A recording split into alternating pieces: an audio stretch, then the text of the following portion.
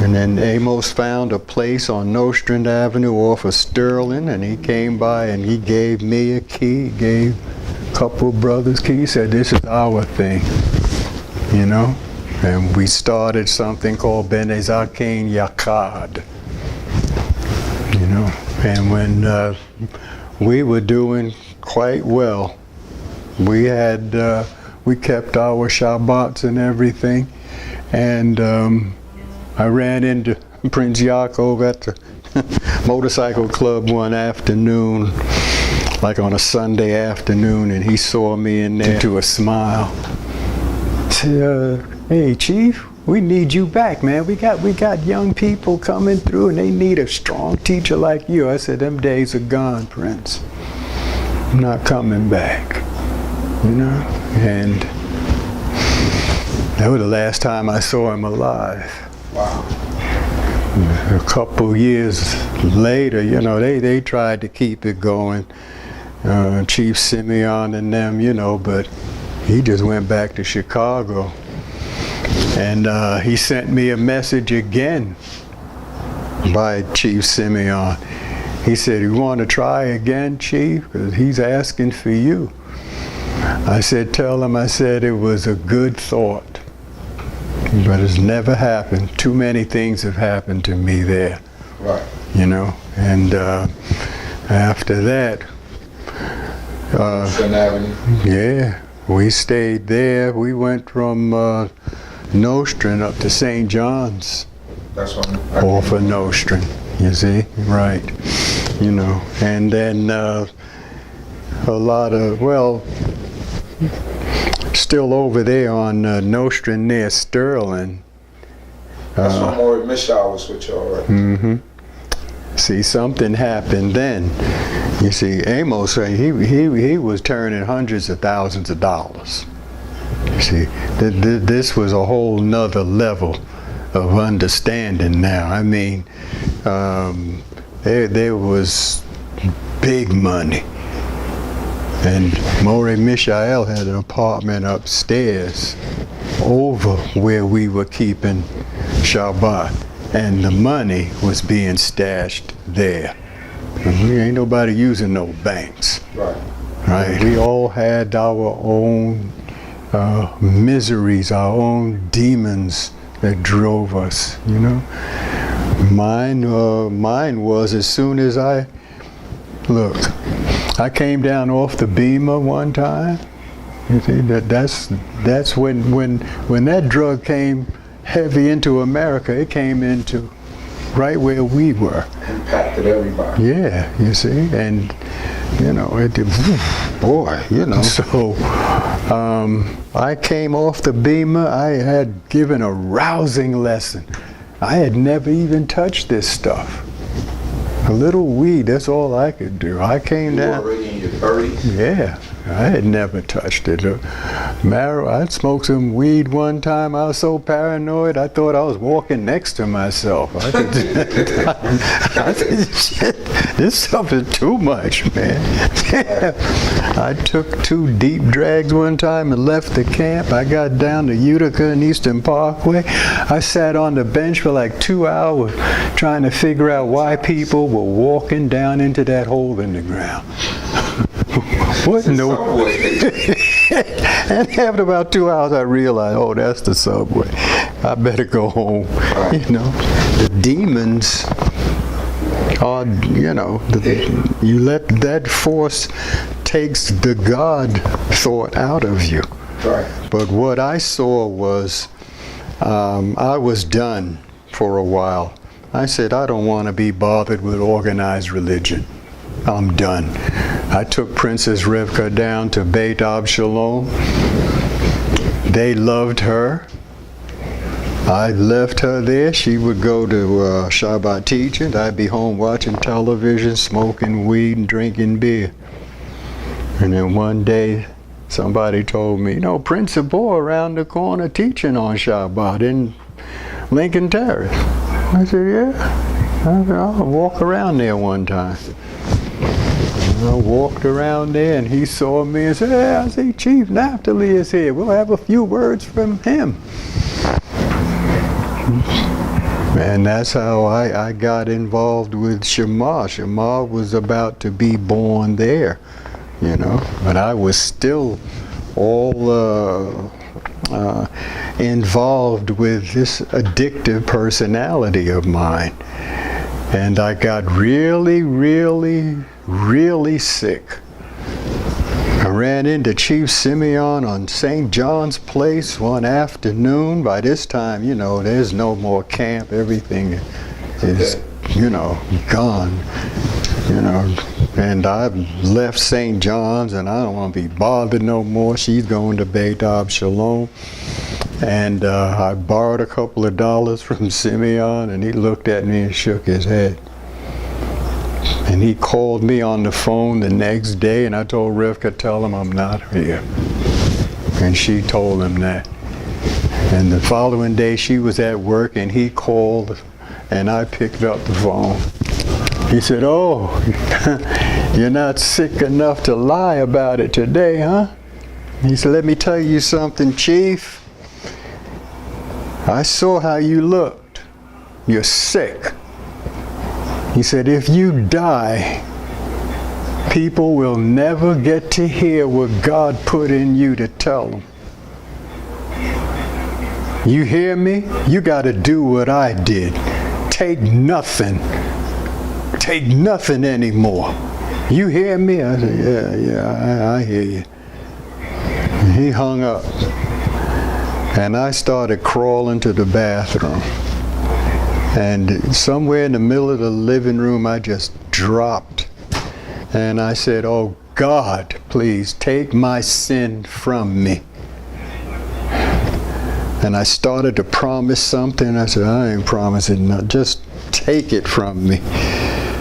And I crawled to the bathroom and I crawled back. She came home from work and I laid up in my sweat all night. Next day I got washed up, went to the store and walked past the beer and the Coke 45 and everything and got me an orange juice.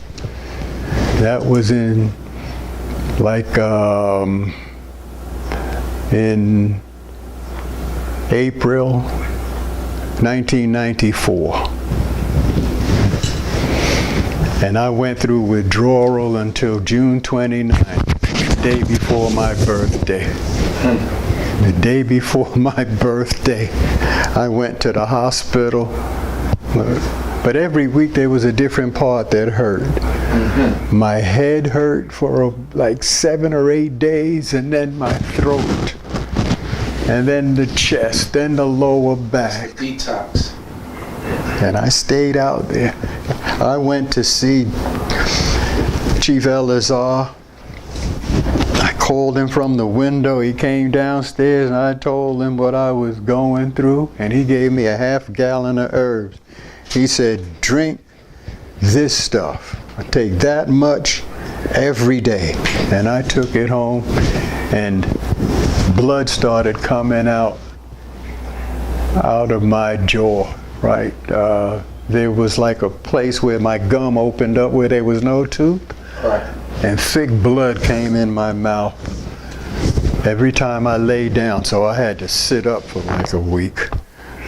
You know, if I got sleepy and laid down, I'd feel chunks of blood coming in my mouth and I had to spit it out. So on the 29th of June, I went to the VA hospital and they checked me out. They gave me the HIV test. I looked so bad and everything, you know. The nurse said, do you have AIDS? I said, I don't know. Well, the doctor will see you in a little while. The doctor called me and he, do you have AIDS? I said, I don't know. Would you take the test? I said, yes. And I signed up for everything. They took the blood and it took 28 days to get the results back. Meanwhile, I'm clean and sober. And the pains are stopping. That's why I went in there. The pains had stopped. And I was about to start eating and everything again, and I started remembering the herbs and what nutrition could do.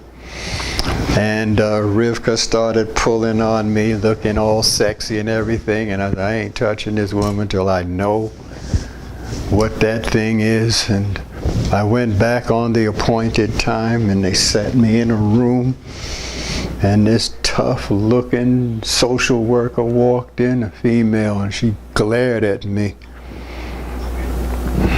And she shut the door and sat down and pushed this folder in front of me and said, "Well, let's get this out of the way. You're HIV negative.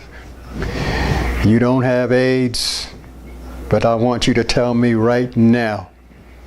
Tell me right now, are you ready to promise yourself not to go back out there again?" I said, "I ain't going out there no more. I ain't going to no more places with naked ladies and drugs or nothing. No more. I ain't going out there." And then I started to go around to the park, you know. And that's when Prince Sapor and his uncle and Nabi Raphael, because Nabi had still owned that property from the time I went there in 1968. And they closed the deal, and all the work started there and everything. And in December 1994, it opened up. I was clean and sober. And I said the first prayer in Shema Yisrael at 297 Saratoga Avenue. Prince Sapor said, "This is how it's going to go. You pray, and I'll pray. I teach, and then you teach." And we'll just start off like that. And, well, I think I went from 1994 to 2011 in there. And it seemed better for me not to be there afterward. After that particular December 31st, 2011, my mother had been gone from this earth exactly 3.5 months. And while that was a great church lady, her understanding of love was like my wife. And she took me to the next level. Express love, you know? Don't just act on it, you know, with the action of placing someone else first. Express it. Bring love with the power that you've been given. And I wasn't able to do that at Shema anymore. It wasn't like that. The time of understanding that God is in all of the details of life impacted me strong then, you know. You, as elder, have to move where I move you and present me again, you know. And that's been my mission. If I fall into any kind of anger or such and such, I got to be done with it before I get back on my knees, or I can feel I'm shut, you know. So that is still an abbreviated expression of my journey and my career in Israel. But the most important thing is I found out that I had a calling, and that men, when they reach the level that we're on now, and I'm talking to you as an individual, a chief man, when we reach this level that we're on now, we understand that no two of us have an identical calling to God. No two of us. We each have an individual calling to this great God. And that's why we can't look at the next person and say, no, that's wrong. No. Back up off of that and let them express what He has placed in them to express. And when we can use that understanding with the Holy Scriptures, especially that psalm that everybody quotes. Oh, how good and how pleasant it is for brethren to dwell together in unity, yahad. You know, the psalmist is talking about people who don't necessarily like each other, who don't see things the same way, but if they coalesce and bring the force of the intention of this great God that was given to each one of the individuals, then he'll pour the anointing oil on the group. The anointing of the eternal will come on the group to sacrifice their individual, I know best, for the greater good, because my force and your force is presenting to this earth what his desire is. Right. And also, we were never meant to finish the work. He's the finisher. That's right. You see? So don't press yourself. We got to get this, and we got to do that, and we not doing it. Calm down. All Joshua had to do was show up. That's it. All he had to do was cross Jordan. Right. I'm going to back it up for you. Cross Jordan. One last word. He said more of the enemy died by the missiles that came down out of heaven than by the sword. All he had to do was bring the force there. All we got to do is bring the best Chivuziel there. Where is the there? Where he has moved you to be in any given moment or instant in history. Hallelujah. Hallelujah. One last thing. When it's all being said and done, you know, and we all take the path that all men should take, how do you want to be remembered? If you could describe that. I would, now that I have gained more understanding than I had before, I want to be remembered as one who did not assume to be great at all, but was there to make others to be as great as they can. A young teacher who was my professor at community college years ago, her name was Professor Bay. I think she was from Calcutta or something. She was beautiful and she was smart. And I had taken a couple of courses and you know, easy things that I could get by because the government was paying me to be there. Right. And hers was you know, like Psychology 101 or something like that. And she would walk up and down and she said, I'm going to tell you what the best teachers are. The best teacher does not put into you what he or she has. The best teacher reaches inside you and brings out the best that you are. And so I want to be remembered as a teacher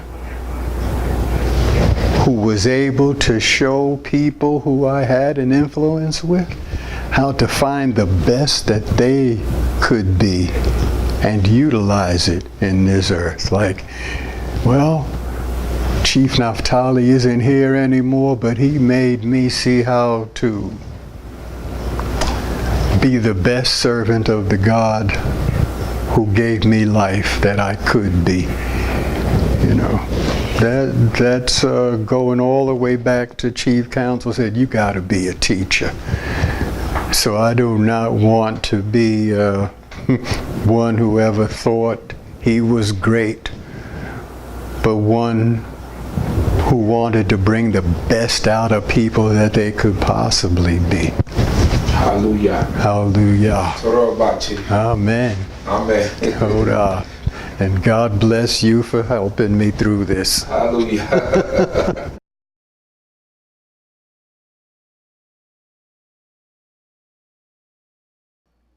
Shalom, shalom, family. Shalom. Shalom, shalom, family. Can I be heard clear? Please give me a one if I could be here, if I could be heard clearly. Give me a one if I could be heard clearly. For everyone out there, please give me a one if I could be heard clearly. Bavakusha, please. Give me a one if I could be heard clearly.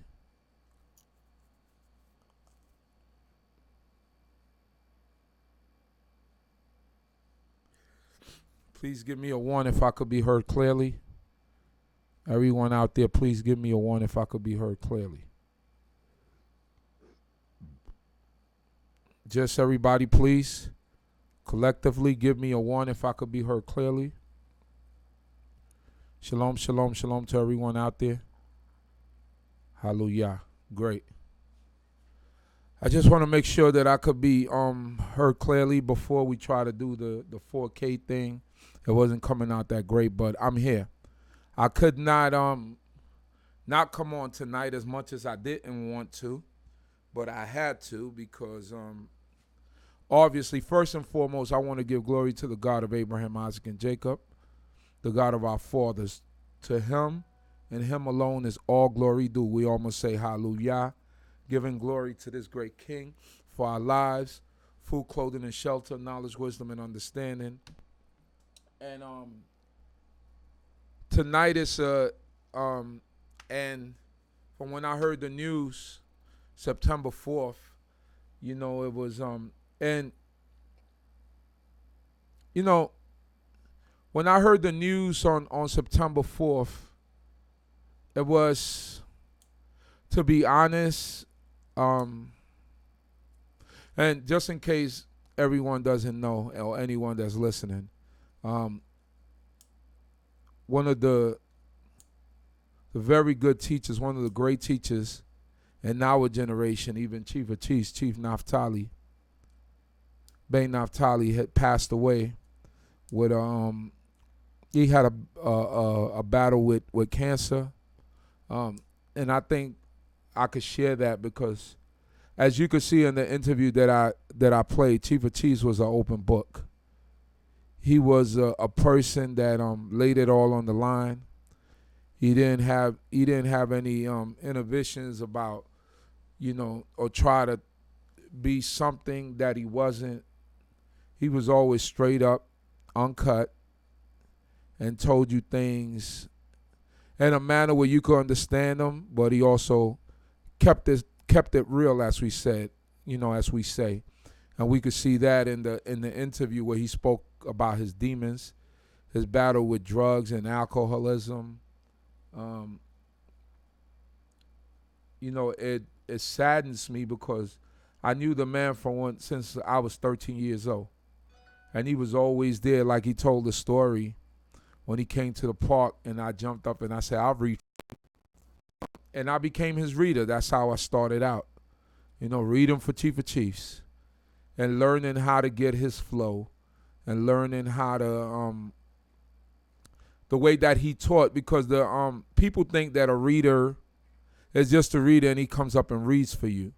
Some people sometimes prefer certain readers because the readers kind of understand they flow. And the thing, like, as a young person, which I don't see too much today, is that they don't strive to be these readers that that would help the teacher, someone that's teaching. And becoming a reader, you also absorb a lot of what is being said, because you're sitting in a position where you constantly have to visualize the words and you're hearing the teacher, and you have to be in tune because that teacher expects you to be in tune with him.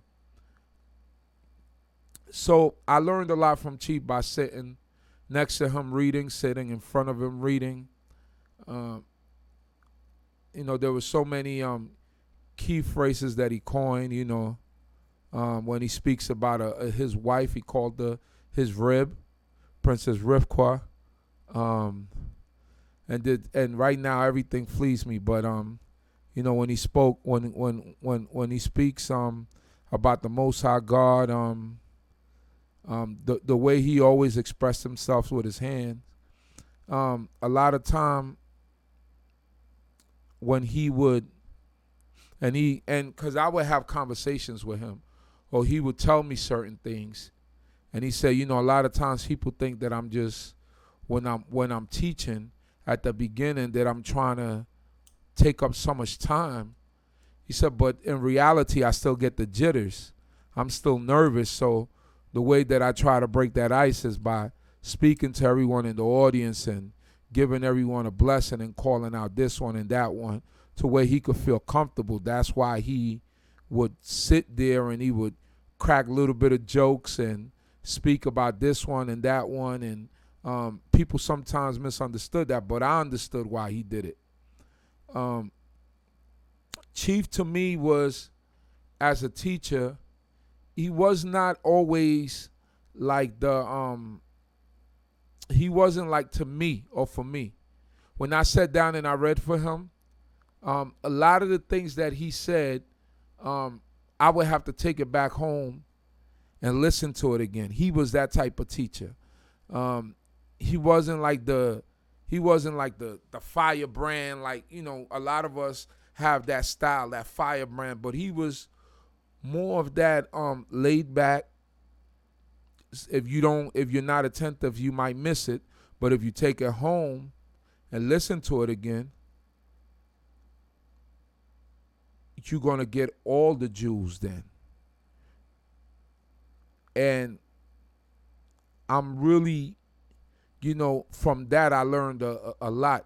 From Chief of Chiefs, I learned my love of history. I wasn't in love with history before I met Chief of Chiefs. Chief of Chiefs comes from an era where, you know, he was born in a time when he was young. Black folks didn't have TVs in their homes. Too tough. So he had to use his imagination. They would sit around the radio. He would tell me that they would sit around the radio and imagine, you know, Zorro and all these things that they used to have, you know, vocally, and they would have to have a vivid imagination in order to paint the picture in their brains. And that's why as a historian, when he would teach history or when he would do anything like that, he could paint such a vivid picture that you could see it, because he came from an era where when he was growing up, he didn't really have TVs, so they had to imagine everything and what was happening. And that's how he developed that style. Chief of Chiefs read books that we would never think about reading. He was a avid reader. He loved reading. I know that for sure. A lot of the books that we got early on were a result of Chief of Chiefs going into the bookstores and telling us about books, or bringing books, or if you ask him to pick up a book for you, he will go pick it up. There's many brothers that will attest to that and understand that. Chief of Chiefs was the one that told us, go to the public library. They got the Holy Scriptures there, you know, and many of us did that. But remembering the man, you know, when I look at Chief of Chiefs, I look at him in several parts, right? The man that I first met, you know, I remember him. He would come. It was a roster of teachers when we were at initially we were on Lincoln Place. Then he said that he came in 1994, but he came before that. He would stop by every now and then when we were on Nostrand Avenue, Benazak and Yakai, when we were in Imasara's basement. And I remember, and his struggles were real, you know, and I don't think Chief of Chiefs will mind me saying this because he shared a lot, you know, and saying, you know, on the Shabbat he'll drop his wife off and he'll go back home and smoke weed and watch TV. He had fallen into that sunken place. And we will see him being young, me and my partners, we would see him, but we would still give him the utmost respect because he was chief. At that time, he wasn't chief of chiefs. He was Chief Naphtali, you know, and he will always have his, you know, his kippah on with his fringes and his staff. He always walked around like that, even when he was down low below. Sometimes we would walk into the park and we'll see him there with his bear or whatever.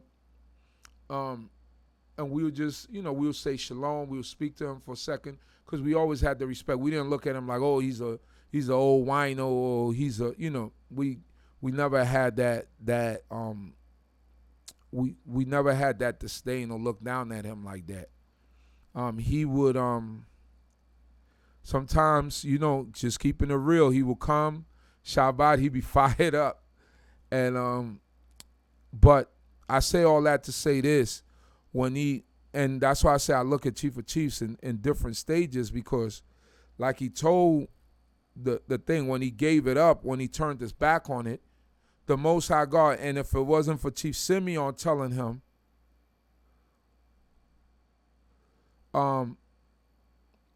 to straighten himself out, and the Most High God moving Chief to the point to where he did straighten out, most of us that know Chief right now would not have seen his greatness. Most of us that know Chief right now will not have known his excellence. I knew him when I first met him. Like I said, I knew him as this man that, all right, he's kind of like flaky. You know what I'm saying? He drinks, he does this, he comes on the Shabbat and this, that, and the other. But then I seen the transformation, right? And to where he was, the Most High God gave him that other chance, right? And Chief of Chiefs, you know, in speaking to him, he thought he was going to die back then.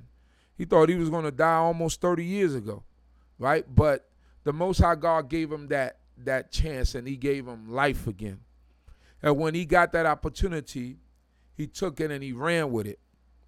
And that became and developed the chief. Not saying that he didn't have that before, but what we know as the man today, what molded and shaped him. And when he came into Shema, and he will teach every week, right, unto a group of us, became developed enough to where we were able to take over, and then the teaching roster became bigger. And of course he didn't get to teach as much, and Chief liked teaching, so that was like a little, you know, that was like a little ruckus, because Chief liked to teach, but that was his job. That's the position that God gave him, and he enjoyed it. So when I saw the transformation, and it even made me that much more proud of him. It even made me that much more happy that he was that he had straightened himself out. You know, he gave up the drinking, he gave up the drugs, and the Most High God put him in the position to become the best him that he could be. He used to call me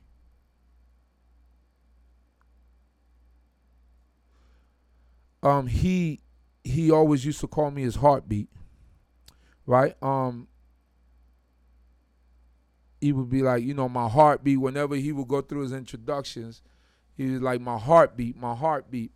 And I used to be like, why he called me his heartbeat? But as you become a teacher and you understand the importance of the reader becomes your heartbeat, because the reader keeps the cadence and he keeps the pace. And you always have to understand where the teacher likes to stop, so you don't keep going, so he don't have to tell you to stop. You know, once you get into that flow and that motion, it becomes like poetry in motion. So that's why he called me his heartbeat. I understood that when I became a teacher, because there's a certain brother that I like to read for me, and I guess most of you will know it whenever I teach. This particular brother always read. I always make it my business be like, hey, come read for me, because there's a certain flow that you have with certain people who read for you, and they pass you the rock. You know, it's like they got the little words to say to fill in for you, right? I remember Prince Jericho was like that when he was when he would read. You know, pass you the rock, do certain things. There's certain readers that just know how to do that. They almost become like the assist man, and helping the teacher to develop what is it that they need to develop. So that was, you know, my initial relationship with Chief of Chiefs. And then later on, he counseled me on stuff. There were certain things that you could go to Chief of Chiefs to and confide in him and not worry about things getting out and everybody knowing about them. You can't do that with everybody. Even if they're elders, you cannot do that with everybody. Every elder doesn't know how to keep your problem. So then I began to see him in a different light, because remember, initially I saw him as this person that couldn't overcome his problems, and then I saw him overcome his problems. Then he became that teacher, that respected man, and then somewhere along the line, like he said in the interview, he stepped up to another level when his Ima passed away. And then that's when you began to see Chief of Chiefs became like, at first he was just confined to the space that we were in. I mean, people knew him, but they didn't know really of his greatness, really who he was.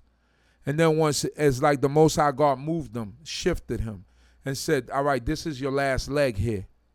You know, these are your last 8 years here. So now I'm going to move you to another level. I'm going to move you to another spot, so that everybody in the community, everybody in the Israelite community could see who you are and what I put in you, so you could inspire other people. A lot of times when things happen, we automatically think it's man who do it, but it's the Most High God who does things. So I thank the Most High God for the life of Chief of Chiefs. Chief of Chiefs lived you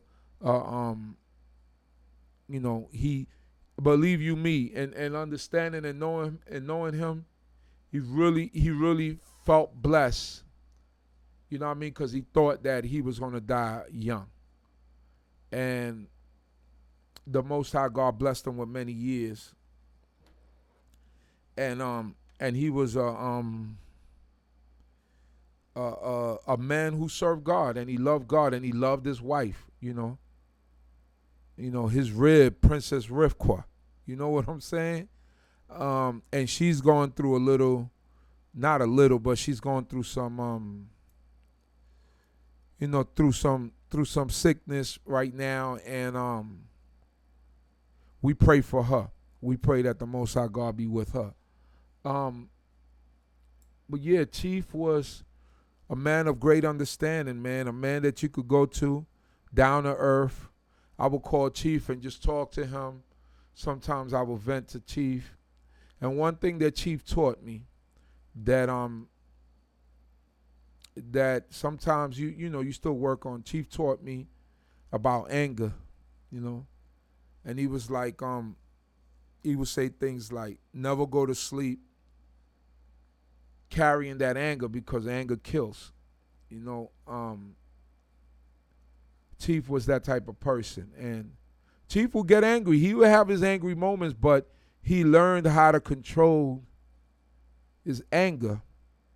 And this is what a person, an elder, that's what you're supposed to do. As you get older, you're supposed to get better in the things that you do, so that it doesn't affect you later. I text Chief last Thursday, and you know, I was telling him, you know, Chief, I'm sorry, because, you know, with life and everything, you take things for granted. You know, I took things for granted with Chief, because Chief at 70-something years old, 75, 74, he would get on his bike and ride all the way to Manhattan on his 10-speed. He was in great shape. He wasn't, before he got sick, Chief was like in great shape. Like he would get on his bike, ride. I mean, if you saw him walking around or whatever, he was always like a healthy person. Nothing. He still had all his wits to him. A great speaker still. His speech wasn't slurring anything. So I took for granted that he would be here forever. I'm like, Chief is like a rock, but we don't know the Most High God's plan. So we bless the name of the Most High God and say Yah gives and he takes away, blessed be his name. But Chief, I will always remember him, man. That was a solid guy there. Chief was a real solid guy right there. And the Most High God, I really do believe that Yah caused him to make certain moves so that as we memorialize him and we remember him, that he could get his due as a servant of Yah. And I don't know anyone that didn't love Chief of Chiefs. Feel what I'm saying? I don't know anyone who didn't love Chief of Chiefs. I think he was well loved in the community. And I pray that his memory will be forever and will remain forever. And at this time, I'm going to open up the lines. I think it'll be selfish for me to just talk about it. There might be people out there that have something to say. So I'm going to open up the lines, 347-622-9090. 347-622-9090. Tell us your best Chief of Chiefs story or what you learned from the man and what do you think. For all of you also that would like to send a video, you could send a video to me at 347-622-9090 on WhatsApp. Or if you have me as a friend on Facebook Messenger, you could send me a video on Facebook Messenger, a 1 to 2 minute video explaining what Chief of Chiefs meant to you. You could do it. If you do it, make the video landscape style, meaning you hold the phone this way. Hold your phone sideways this way, not like this. I don't want this type of video. Some of you have done it already, understood. I'm going to work with that, but I would prefer that most of you will hold your phone this way if you're going to send a video. And please send the video by this weekend, no later than Yom Rishon or Sunday night, all right? So that's for everyone out there. So that number is 347-622-9090. You can send me the video there on WhatsApp. If you do it on Google, if you load it on Google Drive, the email is Uzi940 at Yahoo. No, Uzi940 at Gmail. All right? So that's for everyone out there. And for those that are at D.C.B, tomorrow, if you would like to be in the tribute video, just be there. Akare Shabbat. I'll get your words. Just come to me.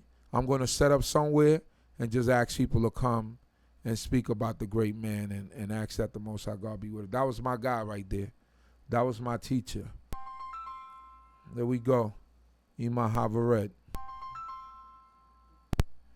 Shalom, shalom, Ima. How are you? Oh, I'm fine. Shalom, shalom, Chief. All praises and glory to the Most High Yah. He is always ever present. His way, we may not understand, but his way is always best. And we thank him for the life. Keep talking, Ima, because I got to get some headphones. Okay. We thank him for the life that he gave Chief of Chiefs, that we were able to receive and be in his presence and learn from him. I remember Chief of Chiefs always being honest and upfront, and that's something that gives you trust. It made me feel safe around him, because when you give truth and you're not trying to hold back or hide or circumvent stuff, people know they can trust what you say and what you do. And every time he would tell stories, the story just hit right inside you, like he was right there. He knew just what you're talking about when you're talking about it, what happened, how it happened. He would give it to you plain and simple. And he always used his hands, and he had my heart just lifted up. So my heart goes out to Princess Ribqua and Chief of Chiefs family and all of the house of Israel who was ever in his presence. We have all been blessed by the Most High to have him, and I am truly thankful. And that's what I wanted to let you know. Hallelujah. Love and prayer, love and blessings, love and prayer to Most High. Hallelujah. Shalom. Shalom, shalom, Ima. So there you have it. You could call in. You could call in right now and just leave your whatever it is that you have to say. Chief he's going to be sorely missed. It's a lot of people that love Chief, and he'll be dearly missed. I really I just remember those times when he would just sit down and he was the type that, this is the funny thing, I never went to any of his classes. I don't know how I never went to any of his classes, but he had like Hebrew class. He would develop you, like he would take new brothers. It wasn't so much he didn't take like little babies and stuff. He would take teenagers and young men, grown men if they wanted to, and he would shape you and mold you into whatever you wanted to be. And like he said in his interview, his purpose wasn't to put into you what he had. His purpose was to bring out of you the best that you had. And he reciprocated that. You know, he developed people that way. And the books, he would tell you things like, you know, just make sure that, you know, when you read these books, because Chief will read anything, right? And Chief knew a lot of things. He read a lot of things, and he held back a lot because of where we was at, and he understood that everybody wouldn't be too fond of everything that he would be saying, so he held back a lot. But what he would tell some like people, or tell some of us, is like, look, just read books, just know what is it that you're presenting before the people. So Chief will tell us legends, like, you know, the legend says legends about the book and stuff like that, and that's how we got to know a lot of the things that we knew. That prayer that you say, the blessing that you say before reading the Torah, Chief was saying that at Shema before we even started opening up and reading the Torah. And when I mean reading the Torah, I mean like having the Torah service every morning when we were reading in Hebrew. We didn't used to do that. We started doing that after we had a fire in 2003. We started going to BINAH Yisrael, and the Most High God allowed us to open up and start doing that service. We getting another call here. Shalom, shalom. Hey, Shalom. How you doing, Chief? I'm doing good. Yeah, this is Augustus Kane. I just tuned in. I'm sorry I tuned in late. You know, I just called in to say Shalom, and I have a question. Is it about Chief of Chiefs, or are we going somewhere else with this? Because tonight is about Chief of Chiefs, and I don't really want to switch the subject right now. Okay, yeah. Okay. Yeah, made him. I mean, his spirit. I mean, his legacy lives on. You know what I mean? Right. His legacy lives on. He I'm sure he was a great teacher. Absolutely, he was. That's why, that's what we gotta. That's why we gotta remain on doing. I mean, the message always stays. I mean, gotta build this, build up, build the people up. You know what I mean? Hallelujah. Absolutely. Yeah. Okay, Yeah, my brother. So, all praises. All praises. Shalom, shalom. Yes, shalom, my brothers and sisters. So let's just keep it on the topic tonight. Let's make sure. I want to make sure that we remember the man and give him his just due. I know that I know sometimes we have questions about Torah and stuff like that, and that's understood. But I think today is a time to remember Chief and to do what is it. I haven't been on like in 3 weeks.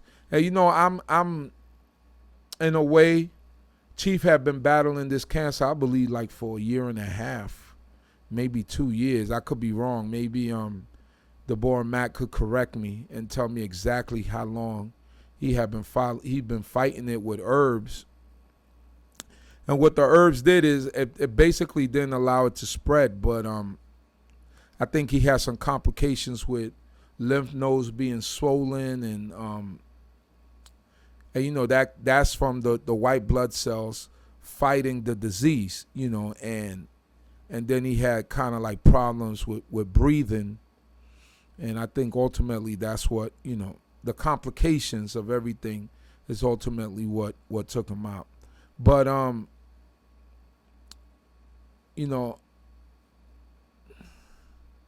think, in a way, Chief, I didn't want to see Chief suffer, and I love Chief, didn't want to see him suffer. And I think he fought a good fight. And if you knew Chief, I think you would realize that he would feel like he was almost living like on borrowed time, like he didn't owe God anything. You feel what I'm saying? Like, it's almost like, yo, this is what it is, Yah gave me this second opportunity of life. He allowed me to teach people, and because if Chief would have passed away almost 30 years ago, we wouldn't be talking about him like we talking about him now. You get what I'm saying? Like he will be somebody we remembered, but I think his greatness came after he overcame his demons, and then he became the person that he became. And the Most High God blessed him, man. And the Most High God blessed his memory. And I think that is only right for someone like me to give glory to the Most High first and foremost, but to remember our great elder. He'll be sorely missed. So the number is 347-622-9090, 347-622-9090. Give us a call. Lines is open. I know a lot of people is hurt. And I'm also sad to announce to the people online, from our online family and someone that been around also back in the days from the Ben Azaking days, our sister, she used to come on. She was with us from when we was on Pal Talk. She was with us like from the beginning. And some of y'all might remember her because she will call in and she will give her words of wisdom. Our sister Dina, we used to call her, I think her online screen name was Dina, like the letter D and then Dina. Not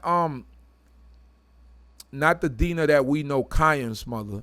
This is the sister Dina from Virginia. She passed away, and her funeral will be on Monday in Virginia. I'm going to try to get you that information. But yes, our sister Dina, that was a member with us online, that will come with us online, she passed away. I don't know if she was struggling with anything or fighting anything. From what someone told me, and I'm not sure because I'm not in depth with it, is that she died in her sleep. All right.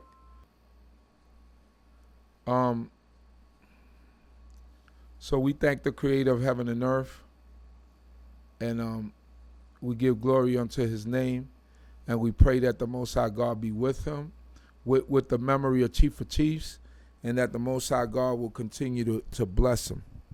That the Most High God would bless his memory, and I hope that the Most High God will continue to guide us and protect us, and to also keep us in His prayers, and that the Most keep him in keep us and him, in prayers, and Princess Rivkor more so, because she's also struggling with some things. We got and our sister Dina, her family, we pray that the Most High God be with her family and her household, and that the Creator will consider even her family and all those who love her. She will dearly be missed. She was also a member of our online family, and we pray that the Most High God be with her and guide and protect her. All right? So that's for our sister Dina. We pray that the Most High God be with her, guide and protect her, protect her family, and help them to get over they loss. And so it is with Chief of Chiefs family, I don't know if y'all remember her. If you remember her, just, give me the one in the room. But yes, our sister Dina definitely was a soldier, and she was a person who was always with us, even from the Pal Talk days. I think for the people who've been online with, especially with me, from the Shema days, from Pal Talk, from when we used to do Friday Night Talk, and even probably before that, do y'all remember what year I started? I didn't even keep a tab on that. Does anybody out there remember what year I started, who's been following us diligently from all the platforms, from when we used to do Skype? Remember we used to do Skype, Yahoo Messenger? How long have I been online doing this? Maybe somebody could remember. Deborah Mack, okay. This is somebody who also known Chief of Chiefs for a long time. Shalom, my sister. Shalom, shalom. Shalom, shalom. How are you? I'm doing good. It's really weird. I'm watching you, and yeah, try. Don't do that. Mute the. I'm muting it because I'm like, because you're gonna be on delay. So. Okay, we'll try to mute it. All right. Yeah. So, man, this is very surreal. Right. I've just left Chief, went to work, sat down, started a meeting, and got the phone call that he had passed. So it was crazy because, look, we were there with him the night before. Me, Rabbi Shana, my brother Prince, his sister Pat. Right. And, just talking to him, praying with him. Right. And it's something that I won't forget those last days, because right. I saw him for, several days. Right. Up until he passed. But the memories are vivid. He was a very he had very big personality. Right. And touched everybody in a variety of ways. That's right. So yes, he will definitely be missed. That's and right. He was a collector of things. I was at his house the other day with his sister, and this man still got so many staffs. I seen him give so many away. He got a collection of staffs. I'm like, you need to auction these things off or something. I'm like, his books and books. You talked about his other reading. He got so many books. Right. I hope those are things that that, his family will allow to be passed on, Right. to keep that in the community, and not, that'll keep his memory alive. That's right. As well. That's but right. even though we've seen him go through the things that he went through in the transition, it still felt sudden and it still hit hard. And I think that's going to be with so many of us for so long to come. Right. But I'll put the rest in my 2-minute video. Okay.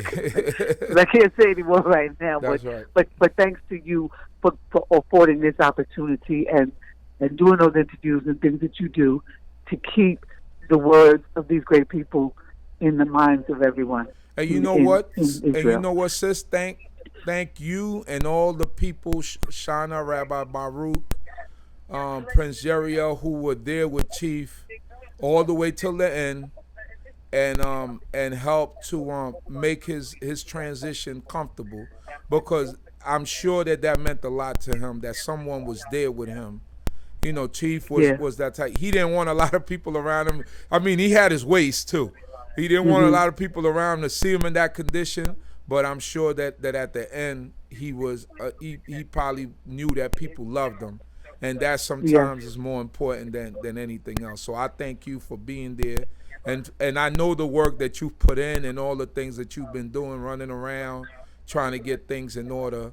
And all the people that are also doing that, I also commend you, and I thank the Most High God for y'all. Thank you. Shalom. Shalom. You could hear our sister D. Mac. That's Prince Jeriel's sister, one of his oldest sisters, and she worked hard, and she was there for Chief. And like I was saying, I text Chief not this Thursday, but the Thursday before, and I said, Chief, man, I'm sorry for neglecting you. I've been busy. I have to get around to to seeing you. I don't want you to think that I've forgotten you and Princess Rivka.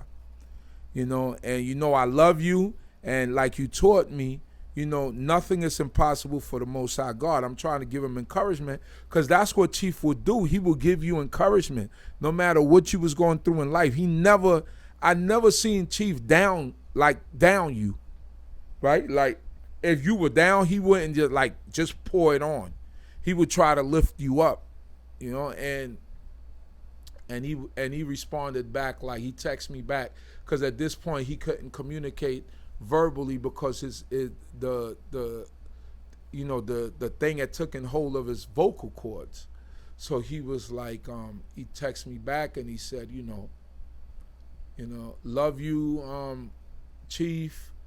You don't owe me any apologies. Even when I felt bad, he comforted me, like you don't owe me any apologies. Just, keep being blessed. I'll read it. He told me, he gave me some really, really encouraging words that I got it on the other phone. Let me see. I never communicate with Chief on the D.C.B. phone. I always communicate with him on the regular phone. It says here, the last thing he wrote me, Chief of Chiefs, Naftali. So I write him. I said, Shalom, Chief. First, I have to say that I do feel bad because I have not reached out to you, being that I know it is difficult for you to communicate verbally at this time. I do want you to know that I have not forgotten you. You nor Princess Rivka, you two are always in my prayers. I just wanted to say, all right, we got Sister Zipporah. I said shalom, Chief. Shalom. Sis, can you hold on for a second? I'm going to put you on mute. Okay. So it says here,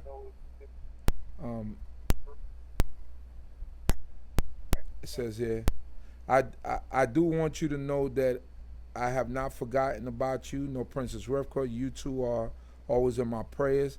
I just wanted to say that I hope that the Most High blesses you and keep you, and also Princess Rivka, And like you always taught all of us, nothing is impossible for Yah, and you continue to put your trust in him no matter what. I love you, Chief, and I hope that Yah gives you strength. That's what I wrote to him. This is what Chief writes me back. He goes, Shalom, Chief. Todah for your blessing. No apology needed. May you be blessed always. Love you, COC. That's what he wrote me back. That's how he wrote back. And he wrote, then on Wednesday, the day he passed, after I spoke to Prince Jericho, he said he saw him the previous night and he didn't look too good. So I was like, I got to get to the hospital that day. So I wrote him that morning. I said, Shalom, Chief of Chiefs. I hope that Yah has you feeling good today. I'm just writing this short text to tell you that I love you, and if there is anything that I could do for you, please let me know. That was 9:49 a.m. on the day that he passed away.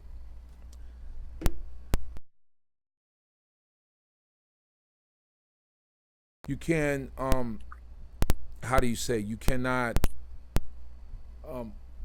put things to for another day. You got to do them the same day because of things like this. So we all got to live with our mishaps. So we got Sister Zipporah on the line. Shalom, shalom, sister. How are you? Shabbat Shalom, Chief. I'm well. How you doing? Shabbat shalom. I'm well. All right.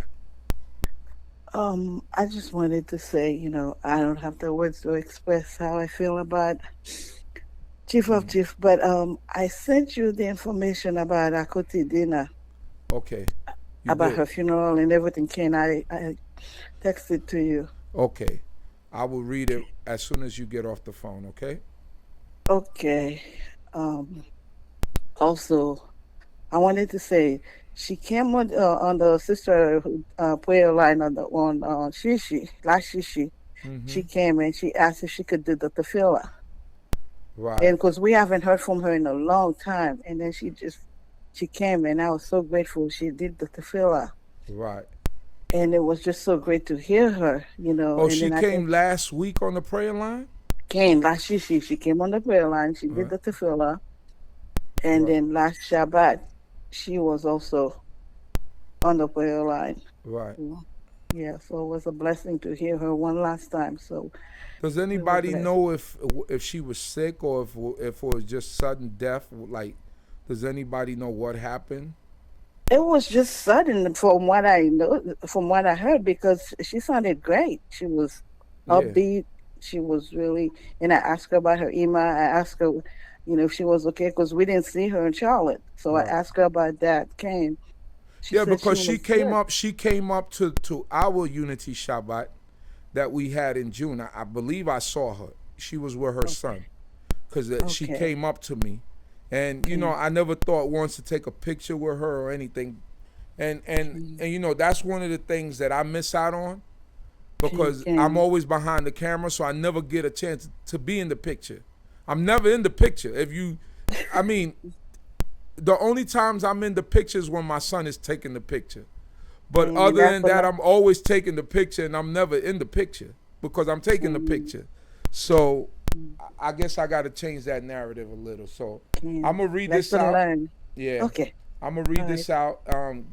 Thank you for calling. May the Most High God bless you. You also. Shabbat Shalom. Shabbat Shalom. So right here we have, with sadness, here are the final arrangements for our dearly departed sister and friend Dina Henry. Woodlawn Funeral Home and Woodlawn Memorial Gardens, 6329 East Virginia Beach Boulevard, Norfolk, Virginia, 23502. Monday, September 9th, 2019. Meet and greet 12 to 2. Service is 2 p.m., burial 3 p.m., repast following burial at funeral home. So that's for our sister Dina. It will be Woodlawn Funeral Home and Woodlawn Memorial Gardens, 6329 East Virginia Beach Boulevard, Norfolk, Virginia, 23502. Monday, September 9th, 2019. Meet and greet 12 to 2. Service 2 p.m. Burial 3 p.m. Repast following burial at funeral home. So that's where we will see, and I'm sure there's going to be a great deal of people going down there.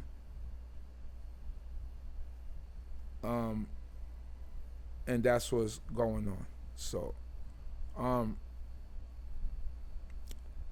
yeah, family, we remember our people, our family who's passed away. It feels like we had a lot of death this year. So I think I'm going to leave it there. If no one else has anything else to say, tomorrow I'm supposed to do the portion, but I know that this is on everybody's mind. I'm going to, I might read some of the portion, but I might open up the floor for the people in the congregation to, because this is going to be on people's minds. So we thank the Creator. I thank the Creator of heaven and earth for life, food, clothing, and shelter, knowledge, wisdom, and understanding. And I pray that the Most High. Oh, we got our sister Kokavia. Okay, here we go. Now we getting the people calling in. Shalom, Kokavia. How are you, my sister? I have nothing but love for the Most High, and I have faith that He's going to lift my spirit. I hear you, my sister. This has been one tough year. Yes, it has, man. I want to say Shabbat Shalom to you. Shabbat Shalom to you, my sister. And Toda for all of the great works that you were doing. You are so inspiring, and the consistency of what you do is evident. I'm here on this line tonight. I'm up early in the morning on Shabbat. But my spirit is so heavy. It's like heavy light. I can't explain it. Heavy light. How can you explain being overjoyed with gratitude and love and appreciation, and sorrowful and sad and hurt at the same time? As you all know, or may not know, earlier this month, last month, Don Adiel, the Ish of Gaveret, I call her godmommy, so I'm stuck. Imania. Okay. Gaveret Imania's Ish passed away. Adiel ben Yisrael. And another elder from Kol Sherit B'nai Yisrael, Ima Yehelia, she passed away. I went to her funeral when I was up for the centennial. And then Dina just passed away in her sleep. She that hurt me hard, very, very hard, because there was nothing wrong with her. So that was number 3, and then number 4, of course, Chief, just a couple days after hearing about Dina. Now, Dina and Chief are both near and dear to my heart. We worshiped together. Dina and I ran into each other here in Virginia well over 20 years ago, when I first moved down here. And we realized that we weren't alone, and it was a familiar face, and she was already friends with my Ima, so I had an inherited friend from my Ima. Okay, that's a beautiful thing. It was more than beautiful. It was perfect. It was divine intervention, because I felt alone when I moved out here, and to know that there was somebody else here, it was just a good feeling.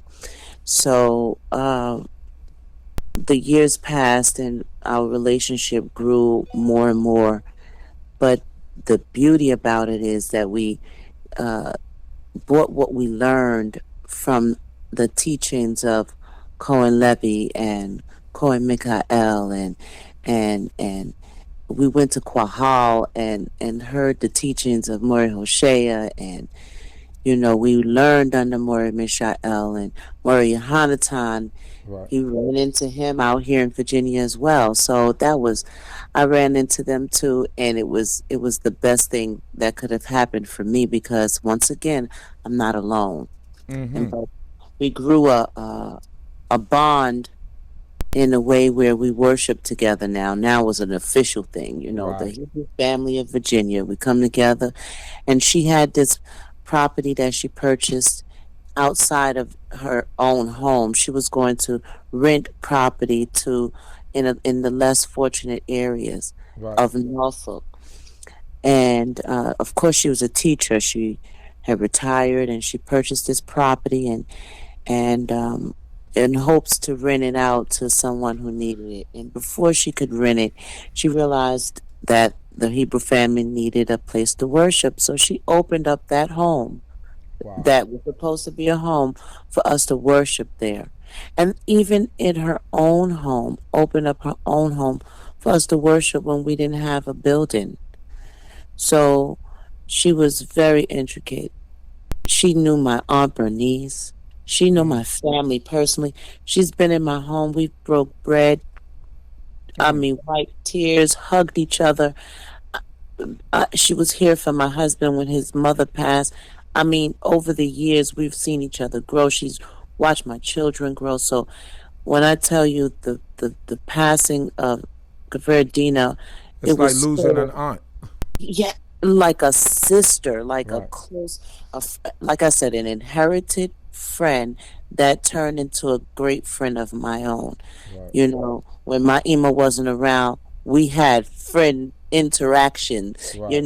She came to my bayit. We Right. sat down. We enjoyed each other's company. She would come to celebrate my birthday. We had a great time learning and growing and working together in this community. Right. And So she was so introspective. Like when she would call in, like she had that voice, like That's right. you know how she speaks, right? Like maybe we should look a little bit deeper into that, Chief. Oh yes. Look, she just was here to make you think. Right. And that was another part when I realized that she had this um pal talk. You said pal talk. You took it way back. I remember. You've been here for a minute. Pal talk. She had a pal talk. She was in there every Thursday, and Right. the pal talk room wasn't getting as much traffic as it should have been, because she's a deep thinker and she's gonna make you think. Right. And when she realized that I had the prayer line, she turned the pal talk off and came on over to the prayer line Right. and gave me full support. When I tell you full support, I mean full support.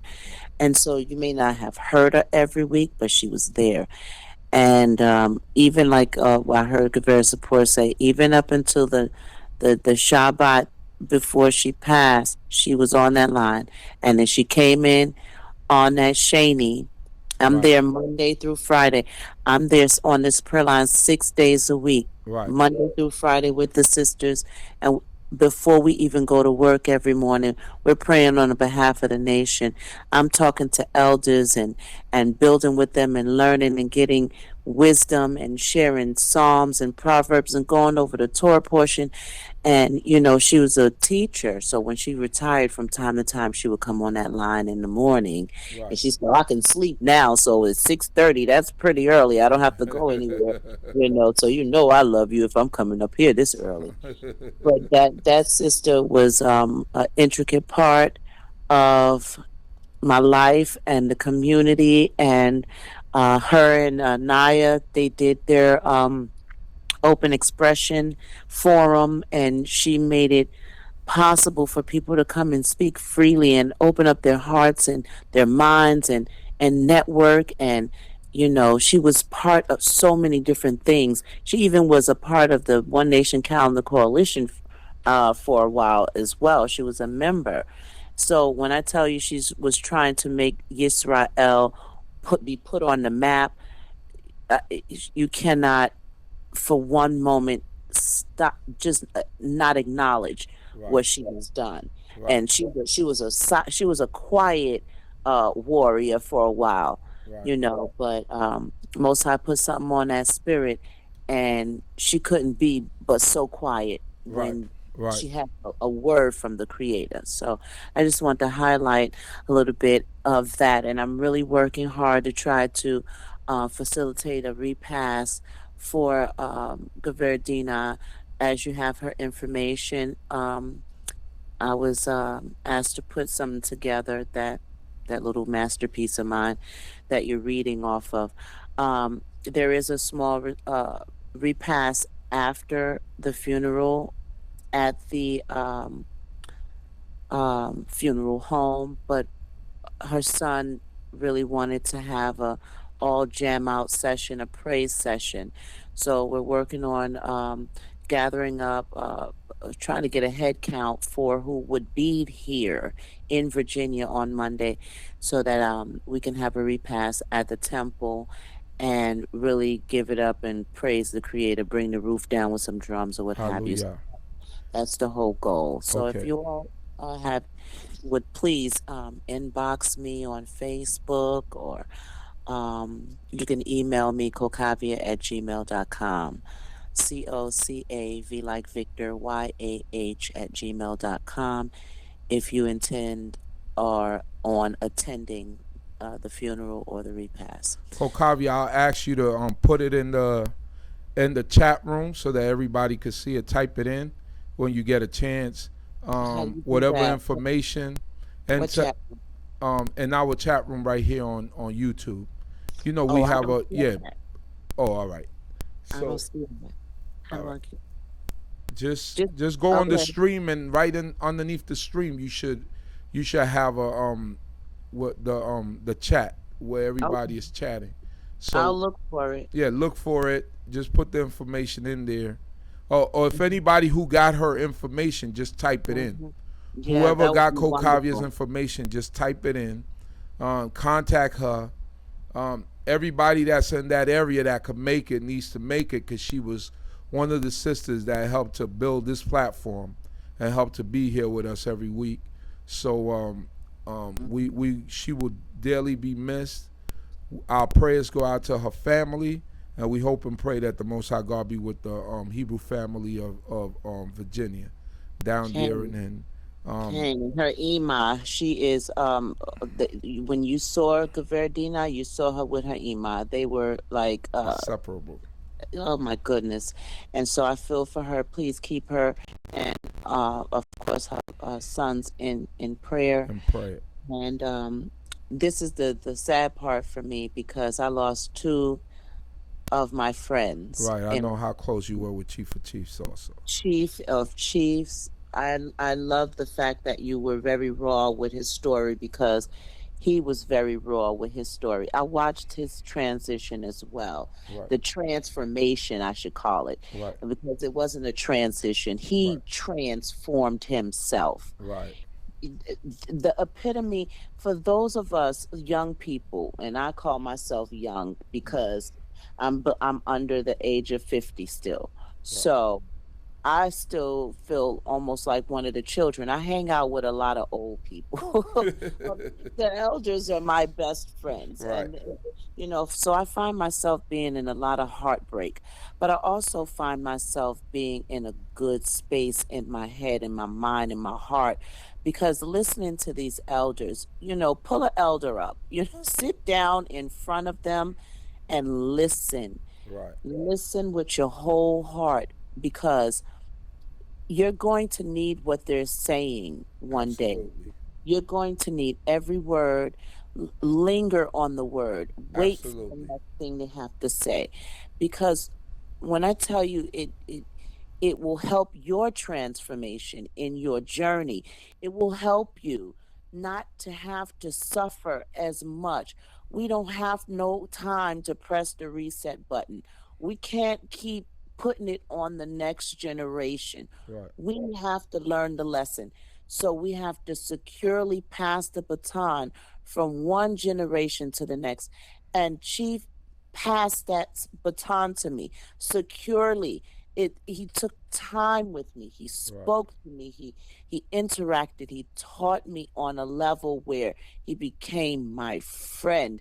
He was a father. I was so close to this man. He was like a father to me. He picked up, my father started working on a maquel, a walking stick, before he passed away. And he kept talking to me about this walking stick that he called maquel, Zaquain maquel. Zaquain maquel. You know my Abby, he didn't have no good sense, right? So he he would walk around working on these different projects in my bait. And he kept on talking about this Zaquain maquel, but he never finished it. And he told me right before he passed that this belonged to Chief of Chiefs. He was working on this for Chief. Right.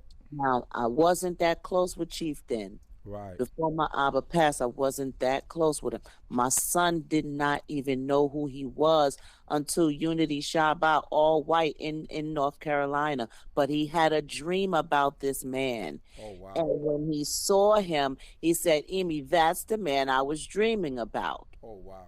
So I said, wow. So mind you, the boy dreamt 2 or 3 times this same dream. And he dreamt that my Abba and him was on the same stage, and that Chief of Chiefs said it to Tefillah. Well, that thing came to pass at my father's funeral. He said he was there, but he wasn't there, Amy. Sav was there, but he wasn't there. Sav was in the casket. Chief of Chief was standing over him with his arms in the air saying a tefillah. This happened years later. Oh, wow. During that time, because of the dream, we built a relationship. Chief of Chief took my son under wing, okay, and treated him like that was his grandson. And we became close, so close that we were inseparable. Every year he would come and visit at least one time a year. And he and you can't come in my house with any fish because Chief is allergic to fish. Don't come over here with no fish. He always wanted me to make him some fried chicken. So I honored him. But I remember when he's changed from doing that. No drinking, no eating fried foods. Turn me off of the white sugar. Turn me off of the white salt. Just became so available with my ish. The whole family inherited this friend. My children understood the dynamic. So when my baby girl heard that he passed, first thing she did was come and hug me. I'm so sorry for your loss, Amy. She understand that was my Abba. I just want everybody to understand this about not just Chief of Naftali and Dina, but every soul, everybody that you know is important. Everybody has a job to do while they're here. Everybody that comes across your path is there for a reason and a purpose. I don't care if it's just for a season and overnight. They are important. So take those lessons as blessings and make them blossom and bloom. Because one day, if you are blessed enough, you're going to be in the position to be able to give those life lessons and pay it forward to someone else. So you have to pay attention to what they're saying now, because you never know when that is going to be. And I'm going to leave you with this, and I'm going to be quiet. I'm going to shut up, and I'm going to get off this phone. Nah, you're doing good. You're doing good. Sometimes I feel like I talk too much, and I need to hear somebody else. So you're doing good for me right now. Chief, my heart is heavy, but I keep hearing COC in my head, in my ears, with pronouncing every single word. Oh, man. Blessed Blessed be, I had never heard anybody speak that way in my life I was like, until I met him. we used to laugh. We used to be like, what? And then, but when you go, you actually go to the dictionary or you go like Google search or something like that. He's actually pronouncing it the correct way. We just shortened everything. Look, we're the dummies for real. Yeah. You know, he was the only smart one. You know, but this it saddened me. But I'm hearing him say it over and over again. It's okay, daughter. It's okay, daughter. It's okay. You know why it's okay? Because my Yah is in charge and he is good. Psalms 91, in conjunction with Psalms 90, became two of my wisdom psalms because of Chief. Those were his favorite psalms. This is why. It's not about the quantity. It's about the quality. Absolutely. And if you learn wisdom, it will help you to number your days. I'm going to tell you like this. Nobody wants to know the day that they're going to die because you're going to do something real stupid to mess that up and it's going to be sooner. Okay? So you don't want to know that. Right. But Most High wants to get our attention. That is the note I want to leave on.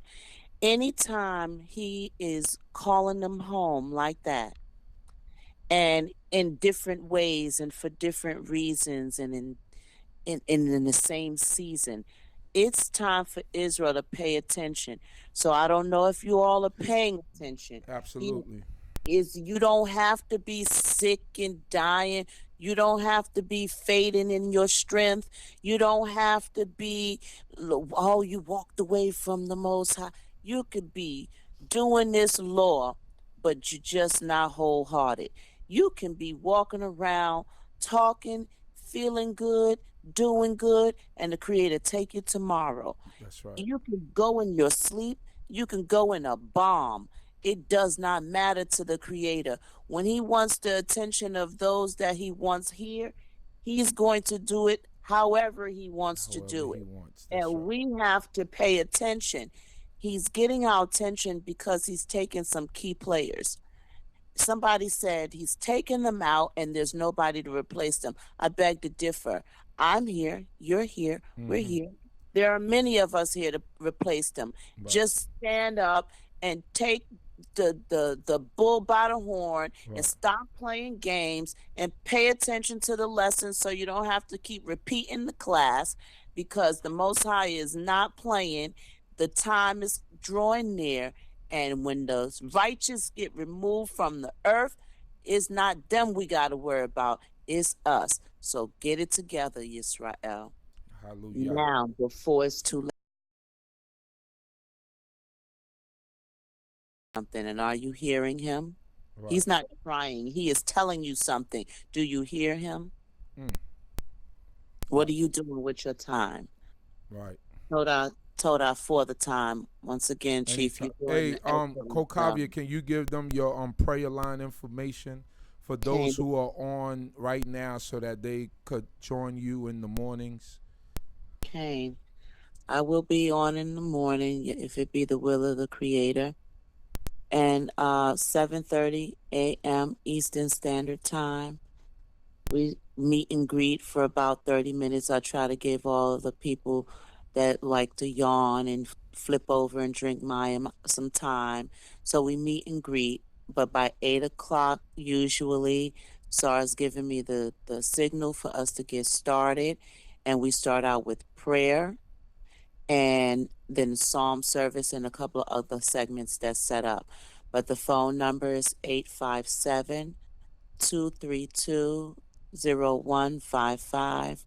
That's 857-232-0155. The access code is 231971. That's 231971. And when you call in, I look forward to you being interactive, raising your hand, *5*, if not for nothing else but to read a psalm at least. So all praises to the Creator. I'll continue to keep you in prayer. Please continue to keep me in your prayers. Absolutely. And I am like literally overjoyed with gratitude that the Most High has blessed me with these lives, but I also am so sad. So please pray for me, and like I said, I'll pray for you. Shabbat shalom and be Shabbat blessed. shalom. Be blessed, my sister. So there you have it from our sister Kokavia, who is definitely. She said the start time is. Emo, can you put the start time at 7:30? Do you got that up there? Yes, 7:30. You do have it. 7:30 a.m. I'm also writing it over here. So that's for everybody. It's a real beautiful prayer line. A lot of sisters on it. Brothers come on, but there are a lot of sisters on it every Shabbat. You know, right before services and stuff like that, the sisters go on and do their thing. So I thank my sister Kokavia for, she did have a real close relationship with Chief of Chiefs. And that's what I'm saying. Like, Chief was growing in different levels even as he got older. One of Chief's favorite lines is that you're always a student. You never stop learning. Chief said you will always find something new when you open up the book of Genesis or when you open up any of those books, right? If you're reading it over every year, he said you're going to always find something new. So he was an advocate of learning. He used to take his classes to the museum. He would take his classes to different places. The Hubble telescope. So I thank the Most High God for his life. We celebrate his life. We're thankful for the time that the Most High God has given him. And Chief will want us to be happy. I know that for sure. You know, he wasn't a pity type of guy. He wasn't looking for pity. So we glorify his name. And I pray that the Most High God will bless his memory forever. With that, I say Shalom Aleichem, Shabbat Shalom, La Tov to everyone, and we'll see you in the AM. If you're new, please don't forget to subscribe to the channel. If you're new or if you have subscribed already, hit the notification bell right next to the subscribe button so that you'll be able to know when we upload videos or when we have a new live stream. So we thank all of you once again for being with us, supporting us, and I pray that the Most High God of heaven continue to bless you all, continue to be with you, and guide you. Hallelujah. Shalom, shalom.